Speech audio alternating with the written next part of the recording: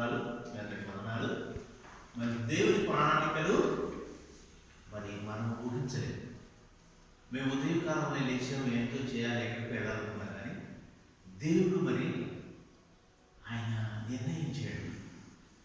ఇప్పుడు మనం చదువుకున్నటువంటి కీర్తన 46 కీర్తన. దీని బ్యాక్గ్రౌండ్ 2 నిమిషాలు చూద్దాం. ఎవరు రాశారండి ఇది?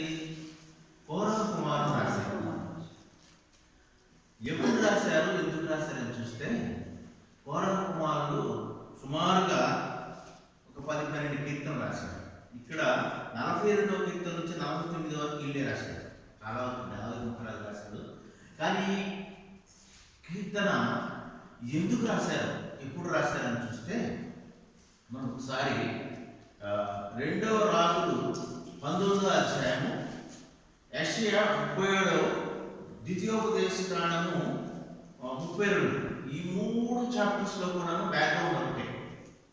బ్యాక్గ్రౌండ్ ఏంటంటే, మనకి హిజ్కియా రాజు తెలుసు కదా. హిజ్కియా రాజు ఉన్నప్పుడు ఆయన రాజ్యం చుట్టూ శత్రువులు వచ్చేస్తారు. 1,85,000 మంది వచ్చేస్తారు. వచ్చేసి వాళ్ళు బెదిరిస్తూ ఉంటారు. వీళ్ళకున్న చిన్న రాజ్యం మనుషులు ఇక్కడికి వచ్చి చుట్టూ కమ్మేసి వాళ్ళు గోడ చేస్తూ ఆరుస్తూ మిమ్మల్ని చంపేస్తామని బెదిరిస్తూ ఉంటారు. అప్పుడు హిజ్కియా రాజు బట్టలు చింపుకొని బూడిద రాసుకొని మరి దేవునికి విలపిస్తుంటాడు. అయ్యా, వాళ్ళు ఎంతమంది? సుమారు 5-6,000. వీళ్ళు 1,85,000 ఉన్నప్పుడు అప్పుడు విలపిస్తూ దేవుడిని అడుగుతాడు, అయ్యా మరి మేమేం చేయాలి? స్తుతిస్తూ ఆడతాడు. మనకు ఒకటి తెలుసు కదా, మనం ప్రార్థన చేస్తే దేవుడు ఆలకించి దేవతలు ఉంటారు. మనం ఏడుస్తూ మొరపెడితే ఇంకా ఆయన కనికరపడి మనకి తీరుస్తాడు. కానీ మరి ఆయన స్తుతులు చెల్లిస్తారు. మనం ఆయన స్తుతిస్తుంటే ఆయనే దిగొస్తాడు. అంతా కనికర సంపన్నుడు.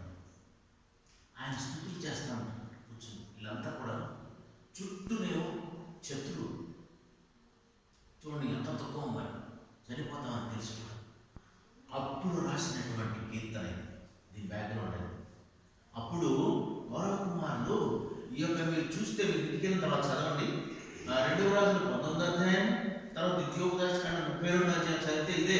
కాబట్టి 2వ రాజులు 19వ అధ్యాయం అంతా చదవాలండి. ఇప్పుడు వద్దని ఆ చదివితే దాంట్లో ఏముందంటే ఇదే నేను చెప్పినటువంటి 2 మాటలు ఉంటాయి. ఏంటిది? హిజ్కియా రాజు ఉంటాడు, చుట్టూ ఆయన శత్రువు వస్తాడు, 1,85,000 తీసుకుని వస్తాడు, వీళ్ళు బెదిరిస్తూ ఉంటాడు. అప్పుడు ఏం చేయాలో తెలియదు. హిజ్కియా బట్టలు చెప్పుకుని బూడిద రాసుకుని ఏడుస్తూ ఉంటాడు. ఏడ్చిన తర్వాత అప్పుడు ఈయన అంటాడు, మరి దీనికి జవాబు ఎక్కడి నుంచి వస్తుంది? ప్రవక్తల ద్వారా వస్తుంది. ప్రవక్త ఎవరిది అంటే ఇప్పుడు యెషయా ప్రవక్త. ఆయన అడుగుతాడు, అయ్యా మరి నేను అడిగాను, ఆయన 2 రోజుల్లో మమ్మల్ని చంపేస్తాను అన్నాడు, మరి మేమేం చేయాలి అని అంటే, సరే నేను ప్రార్థన చేసి దేవుని అడుగుతాను. యెషయా ప్రార్థన చేసి అడిగితే ఆయన జవాబు వస్తుంది. ఏమని అంటాడంటే, అయ్యా మీరు చింతపడకండి, మీరు దిగులు పడకండి, ఆయన కనికర సంపన్నుడు. ఆయన తెల్లవారుసరికి 1,85,000 మంది కూడాను చనిపోతారన్నాడు. దూత వచ్చి అప్పుడు ఈయన చెప్తాడు, ఎవరో ఇస్తే మీరు భయపడకండి, ఆయన వస్తాడంటే ఎవరో నమ్ముతారు. మనం ఉంటే మనం ఉన్నాం అనుకోండి, అందులో 1,85,000 మంది అంటాడా, బాబు పట్టుకుని బలం గలవాడు. వీళ్ళు చిన్న మంది 5-6,000 మంది ఎక్కడ ఇట్లాగే అంటాడని భయపడుతున్నాడు. అందుకని అప్పుడు రాసినటువంటి కీర్తన. అప్పుడు ఆ బ్యాక్గ్రౌండ్ ఏంటంటే, అప్పుడు వణికిపోతూ హిజ్కియా మహారాజు, అయ్యా ఎవరైనా సరే, యెహోషాపాతు కూడా చూడండి, చుట్టూ వీళ్ళు వచ్చినప్పుడు ఏం చేస్తాడు ఆయన? దేవుని సన్నిధికి వెళ్ళి దేవునికి మొరపెట్టి ఆయన ఆశ్రయించి, అయ్యా మేమేం చేయాలయ్యా అని అడిగితే ఆయన మార్గం చూపిస్తాడు. మేమేం చేయాలి ప్రభువా, మేము ఇట్లా ఉన్న దుఃఖంతో మరి బట్టలు చెప్పుకొని బూడిద రాసుకొని అడిగినప్పుడు ఆయన ఏమంటాడు? మీరు భయపడకండి, నేనున్నానంటాడు. అప్పుడు రాసినప్పుడు కీర్తన తర్వాత కూడా ఎవ్రీ 11వ అధ్యాయంలో కూడా అంతాను మన దేవుడు ధైర్యపరుస్తూ చెప్తా ఉంటాడు. ఎవ్రీ 11లో ఏమని చెప్తాడు? నేనున్నాను, నేను ఎవరిని? మీకు ఆశ్రయమైనటువంటి దుర్గమైనటువంటి వాడిని. ఇక్కడ ఒకటో వచనంలో ఏమంటాడండి? దేవుడు మనకు ఆశ్రయం దుర్గమై ఉన్నాడు. దేవుడు మనకు ఆశ్రయమైన దుర్గమై ఉన్నాడు. ఆపత్కాలంలో ఆయన నమ్మదైన సహాయకుడు. చాలండి. ఇక్కడ పాట లాస్ట్ పాట పాడారు. ఏ కాలం అనేది?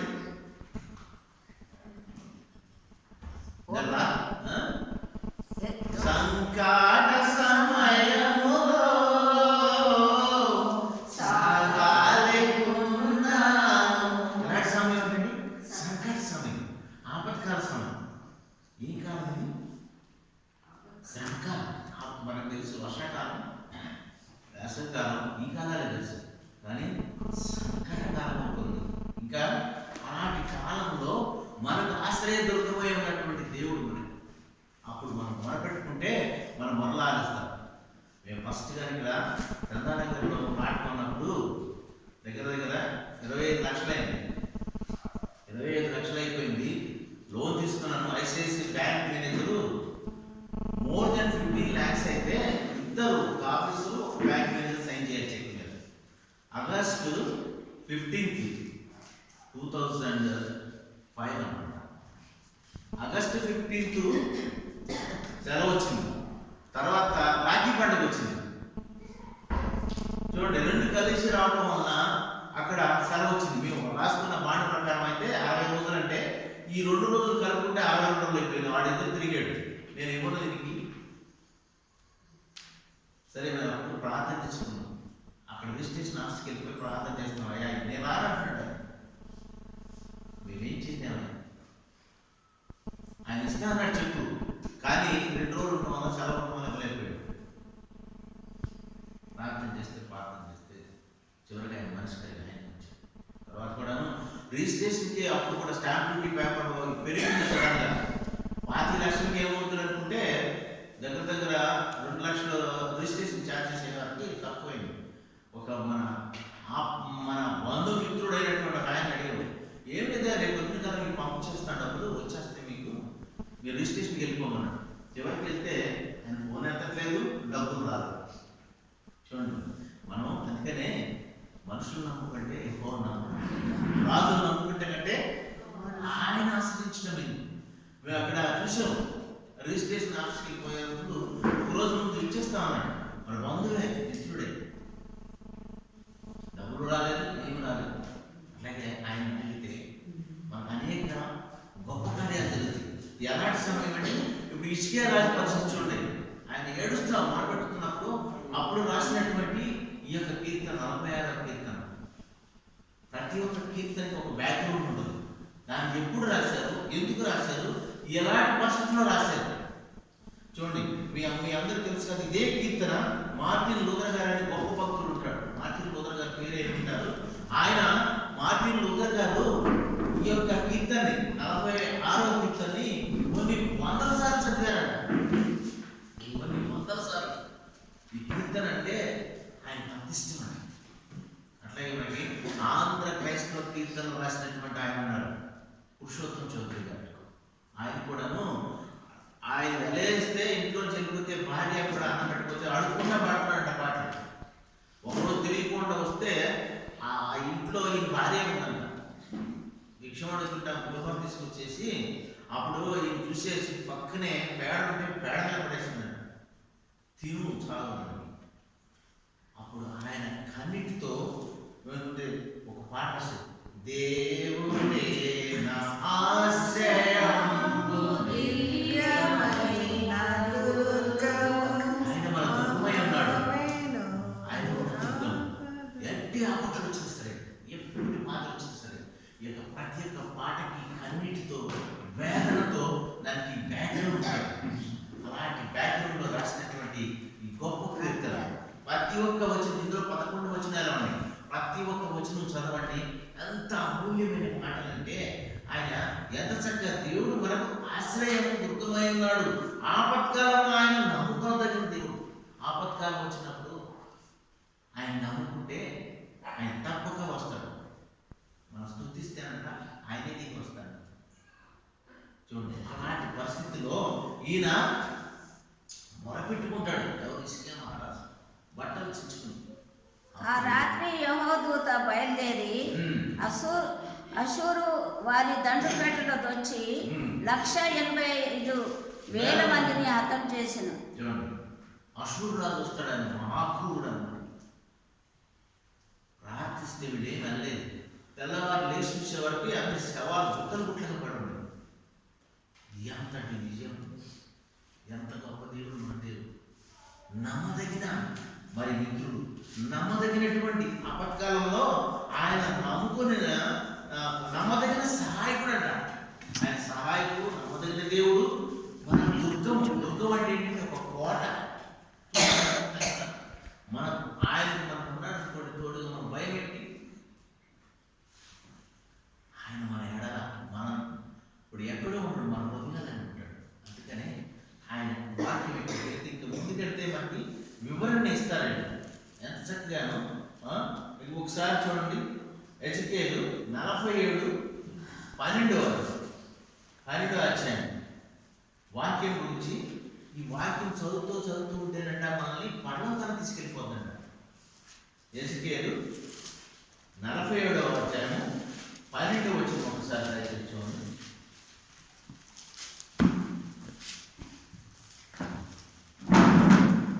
మరి ఇక్కడ 4వ వచనం చూస్తే నదీ తీరమున ఇరుప్రక్కల ఆహారం సకల జాతి వృక్షములు పెరుగును, వాటి ఆకులు వాడిపోవు, వాటి కాయలు ఎప్పటికీ రాలవు. ఈ నది నీరు పరిశుద్ధ స్థలంలోని పార్చున్నది కనుక ఆ చెట్లు నెలకు కాయలు కాయను. వాటి పండ్లు ఆహారమునకును వాటి ఆకులు ఔషధమునకును వినియోగించును. ఇక్కడ ఈ చెట్టు అంటే ఏంటండి, నది అంటే ఏంటంటే ఇక్కడ మనకు 4వ వచనం ఒక నది కలదు, దాని కాలువలు దేవుని పట్టణమును సర్వోన్నతుని మందిరపు పరిశుద్ధ స్థలమునకు సంతోషపరుస్తున్నారు. దాని కాలువ ఇది ఒక నది అండి. ఇది బుక్ కాదు, ఇది 66 పుస్తకాలు ఉన్నటువంటి 66 కాలువలు ఉన్నటువంటి ఇదే. ఇంకొకటి మరి ప్రకటన గ్రంథం 22వ అధ్యాయంలో కూడా ఉంటుంది, 1-2 వచనాలు అక్కడ కూడాను ఇదే కాలువ నది. ఇది ఏంటంటే జీవజలములు కలిగినటువంటి ఒక పెద్ద నది. దీన్ని మనం అనుసరిస్తూ ఉంటే ఎక్కడికి వెళ్తామండి? మనం పరలోక పట్టణానికి వెళ్తాం. ఒక నది కలదు, దాని కాలువలు దేవుని పట్టణం సర్వోన్నత మందిరపు పరిశుద్ధ స్థలంలో సంతోషపడుతుంది. ఈ పట్టణం దేవుని పట్టణం ఏంటంటే పరలోక పట్టణం. ఎలా అంటే జీవజలం. దేవుని వాక్యాన్ని ఎందుకు వచ్చారంటే జీవజలం, జీవం గల పట్టణం. ప్రకటన గ్రంథంలో కూడా ఉంటుంది. మరి చాలా రిఫరెన్స్ ఉన్నాయి. పరలోకాన్ని తీసుకెళ్ళేటువంటి ఈ నది బైబిల్. ఇందులో 66 కాలువలు జీవన జలాలు కలిగినటువంటి దీన్ని అనిత్యము ధ్యానించి దీన్ని వెంబడిస్తూ ఉంటే, మన హృదయాన్ని పెట్టుకుంటే మనము పరలోక పట్టణానికి దారి తీసుకెళ్తాము. ఎంత ఆవేదనతో రాసినటువంటి ఈ కీర్తన అంటే, మరి తర్వాత అరుణోదయము దేవుడు దానికి సహాయము చేయుచున్నాడు. అరుణోదయం చూసారా? ఉదయం అవుతుందని వాళ్ళు అడిగినప్పుడు ఎంతమంది తీసుకొస్తాడు మోషే గారు? అక్కడ నుంచి ఈజిప్ట్ నుంచి తీసుకొచ్చినప్పుడు ఆహారం మనని ఉదయాన్నే వచ్చేసేది. మన ఆ మన ఎంత టేస్ట్ ఉండేది? తేనె కొత్తిమీర గింజలు కలిగినటువంటి అంత రుచిగా ఉండేది. వాటి మన అరుణోదయం అడగండి. మనం అరుణోదయం ఆయన సృష్టిస్తే మనం కూడా ఎంత అదృష్టవంతులు. తెల్లవారుజామునే first hour we are giving to the God, we are praising him. అరుణోదయాన్ని ఆయన ఆరాధిస్తే ఆయన మనం ఎప్పుడు ఆయన స్థుతిస్తామని చూస్తూ ఉంటాడు. అరుణోదయం మనకి అన్ని వస్తాయి. ఇక్కడ ఇంకో అరుణోదయం కూడా ఇక్కడికి జిగ్గా కనపడింది. ఉదయం ఏం చూస్తుందని 185,000 మంది సవాలు పడండి. వీళ్ళు ఏం కొట్టలేదు, ప్రభు యొక్క తోతే వచ్చేసింది, మొత్తం కూడా నాశనం చేసింది. అరుణోదయమే దేవుడు దానికి సహాయం చేయండి. జనములు హెచ్చించుతున్నవి, రాజ్యములు కదులుచున్నవి. ఆయన తన కంఠధ్వని వినిపించగా భూమి కరిగిపోతున్నది. భూమి కరిగిపోదండి. ఒకసారి చూడండి, జియోగ్రఫీ చూస్తే కేరళ ఒడ్డులో దగ్గర 200 మీటర్లు సముద్రంలో ఆకుచేసిందండి. కన్యాకుమారి దగ్గర కూడా వెళ్ళి చూస్తే అంత క్రితం 50 సంవత్సరాల క్రితం ఉన్న అంత భూమి లేదు, కరుపు వెళ్ళిపోతుంది. దేవుడు రాసిన మాటలు ప్రేరేపించబడి ఎంతో అనుభవపూర్వకంగా రాసినటువంటి ఈ కీర్తన. మన దేవుడు ఎవరండి? సైన్యములకే అధిపతి అయిపోవాలంట. సైన్యములు ఎన్నో రకాలు ఉంటాయి. ఆ సైన్యములన్నిటికన్నా ఆయన ఉన్నట్టు చీఫ్ ఆర్మినిస్టర్. అంత గొప్ప దేవుడు మనకు ఆయన ఉంటే మనకి ఆయన చేసినటువంటి కార్యాలు 1-2 కాదు. తలుచుకుంటే మనకి అరసముద్రం చేర్చలేదా? 6 నెలలు నడవలేదా? ఎంత అండి, ఎన్ని గొప్ప కార్యాలు చేశాడు. ఆయన కార్యం చూద్దాం రానంటున్నారు. చూడండి, దేవుల్లో జీవిస్తేనంట మన బాధలు మర్చిపోవాలి. ఈ యొక్క ఆపదలు ఎన్ని కూడా ఏంటంటే ఎలా వస్తాయి మనకి, కష్టాలు ఇబ్బందులు ఇవన్నీ కూడాను ఆయనతో ఉండి ఆయనను మొరపెట్టుకుంటే ఆయన ఆశ్రయదుర్గమై ఉన్నాడు. కాబట్టి మనకి ఇంకా చూస్తాను, ఇంకా ముందుకెళ్తే మనకి యుద్ధాలు కూడా మానుకోవాడు ఆయన అంటాడు. యుద్ధాలు మానుకోవాడు. యుద్ధాలు తెలుసు కదా, యుద్ధాలు ఏంటండి? నష్టం. యుద్ధాలు ఏంటండి? మరణం. యుద్ధాలు ఏంటండి? నాశనం అయిపోవటం. లక్షల మంది చనిపోతారు. చనిపోయాడంటే ఒక ఆర్మీలో ఒక మ్యాన్ చనిపోయాడంటే ఆయన కుటుంబం రోడ్డు మీద పడడం, గుర్రాలు చనిపోతాయి, ఏనుగులు చనిపోతాయి. అంత నష్టం. ఎవరంటే సొలొమోను మహారాజు ఆశా రాజుగాలలో యుద్ధాలను మార్పాడు ఆయన. యుద్ధాలు లేనప్పుడు అనేకమైనటువంటి లాభాలు. ఈ సంవత్సరం యుద్ధం లేదనుకోండి, ఆ నష్టం అంతా లాభంగా మారుతుంది. ఆశా రాజు ఉన్నప్పుడు యుద్ధాన్ని మార్పించాడు. సొలొమోను రాజు కాలంలో అంత మరి బంగారం అంత పెద్ద దేవాలయం కట్టాడంటే యుద్ధాలు లేనప్పుడు. దావీదు మహారాజు ఉన్నప్పుడు ఎన్ని యుద్ధాలు చేశాడు? యుద్ధం అంటే నష్టం, యుద్ధం అంటే మరణం, యుద్ధం అంటే నాశనం. యుద్ధం లేకుండా మారిపోయేటువంటి గొప్ప దేవుడే మనకి అవుతుంది. యుద్ధంలో మారుతాడు ఆయన. ఎన్ని మొరపెట్టినప్పుడు మనకి ఇక్కడికి వచ్చేవారికి లాస్ట్ ఒక మాట అంటాడు. ఏంటి? 10వ వచనం, ఊరకుండుడి. ఊరకుండుడు ఏమంటాడు? మొరపెడితే ఆగండి అయ్యా. అప్పుడు కూడా వీళ్ళంతా కూడా వెనక రథాలు వచ్చేస్తుంటే ముందు ఎలా సౌందర్యం ఉంటే అప్పుడు కూడా మోసం మొరపెట్టినప్పుడు ఊరకుండుడి, నేను లేనా తీసుకొచ్చిన వాడిని. 6 నెలలను లాగా చేసేసాడు ఎలా సౌందర్యం. ఎంత గొప్ప విషయాలండి, ఎంత గొప్ప ఈయన కార్యాలు చూస్తే 1-2 కాదు. ఊరకుండుడి, నేనే దేవుడు అని తెలుసుకోండి. అన్ని జనులు మహోన్నతుడు. ఆయన మహోన్నతుడు. భూమి మీద నేను మహోన్నతుడు. సైన్యముల అధిపతి మనకు తోడై ఉన్నాడు. చూడండి, ఎన్ని 1-2 కాదండి. ఈయన మనము ఆయన స్తుతిస్తూ ఉంటే, ఆయన ఆరాధిస్తూ ఉంటే మనకి ఎన్నో మేలు. మనకి ఎన్ని బాధలు వచ్చినాయి కానీ, ఎన్ని ఇబ్బందులు వచ్చినాయి కానీ. మరి యోహాను సువార్త 14:15 ఏముంటుందంటే, మీరు ఆయనను ప్రేమించిన ఎడల ఆయన ఆజ్ఞలను కనుక్కోండి. మనం ఆయన ప్రేమించామనుకోండి, ఆయన ఆజ్ఞలు కనుక్కున్నాం అనుకోండి, ఆయనే మనకి వస్తుంది. ఆయనే మనకి ప్రేమ చూపిస్తాడు. మనము ప్రేమిస్తున్నాం కాబట్టి ఆయన ఆజ్ఞలను కనుక్కోవాలి, గైకొనాలి. ఈ ఆజ్ఞలన్నీ కూడా పెట్టింది మనం గైకొనాలి, మనం ఫాలో అవ్వాలి.